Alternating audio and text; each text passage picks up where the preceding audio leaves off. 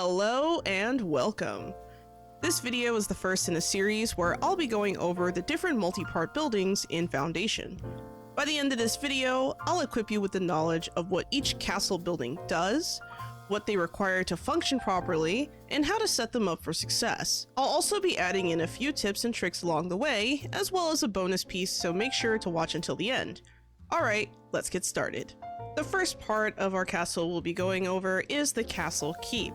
The building requires one castle keep, or a part of the building that is classified as a keep, one training dummy minimum, though I do recommend maybe 2 to 3, and interior access. This building unlocks the army menu, which allows you to create your first castle company. It also employs 5 villagers as militiamen, and you can rename your castle company and create a custom flag. With this building, you can also assign a duty for your militiamen, such as missions, patrol, and guard duty. This building also allows you to deploy companies on missions, train combatants, and equip weapons.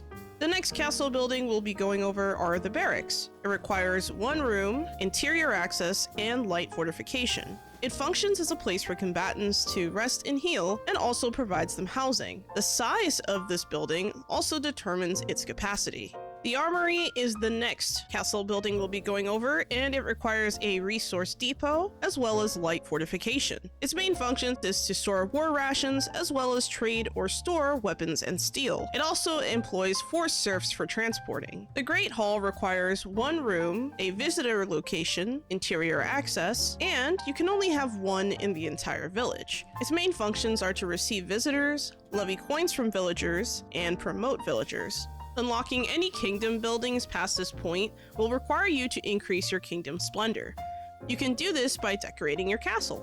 Remember that each unique building also has its own unique decoration pieces to offer, so make sure that you look around and utilize what works best for you. The next building piece I want to go over are the encampments. I just want to add a quick side note here and say that some missions require more than one company, and for them to be of specific types. So you might want to diversify the kinds of encampments you have throughout your village. In order to build one, you need one room, one training dummy, and light fortification. I will also add that it's the only building piece that does not require interior access to the room. And you probably want to have maybe 2 or 3 training dummies because combatants will stick to their encampments training dummies and not use those of others. The main functions of encampments are to add companies to your village, recruit 5 combatants respective to their type, so spear, sword, and bow, and it functions pretty similarly to a castle keep. There's also another improvement you can add to this building called the command post, and it allows you to assign 5 more combatants to a specific company. The provisioner building is also a crucial part of your castle because some missions require war rations.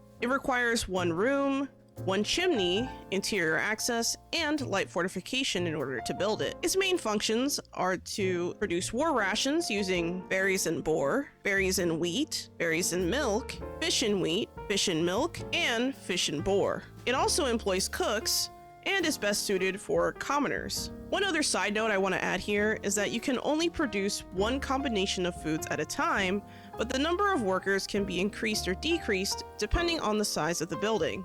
The royal office is perhaps one of the most advanced parts of your castle. It requires one room, heavy fortification, and interior access. Here's how it works.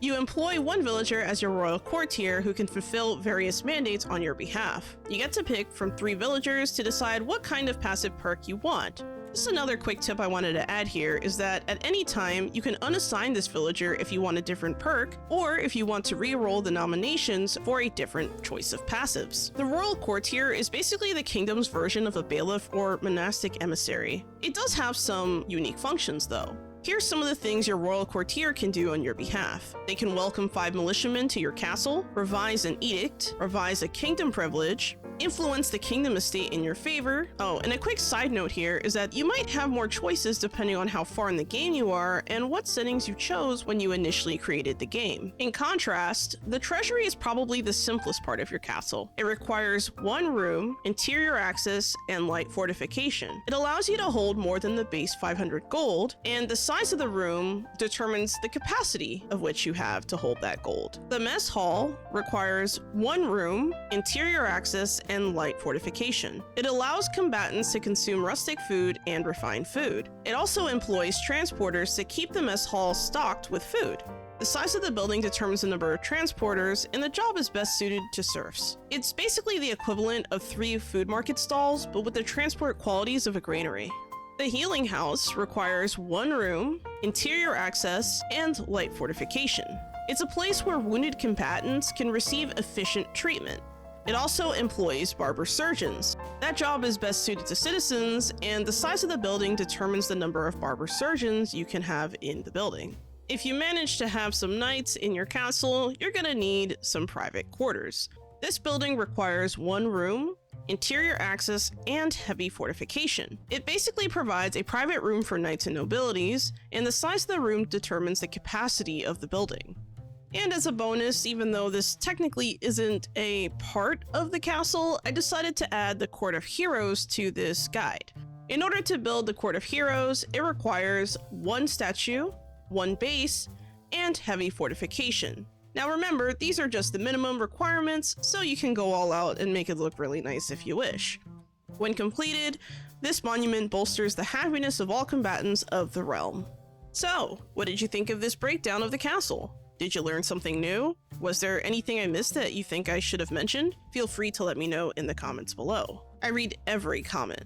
I'll also be posting a poll at the same time this video goes up, so make sure to let me know which multi-part building you would like to see next. In case you don't know, my name is ShillowQ. I stream 3 times a week on Twitch, Kick, and YouTube, so if you happen to see me live, feel free to stop by and say hello. Lately, I've been working on a Kingdom Aspiration village where viewers get to name the villagers, and it's been lots of fun. Anyway, if you found this video helpful, please leave a like, share, and subscribe for more Foundation content. And as always, Shillow out.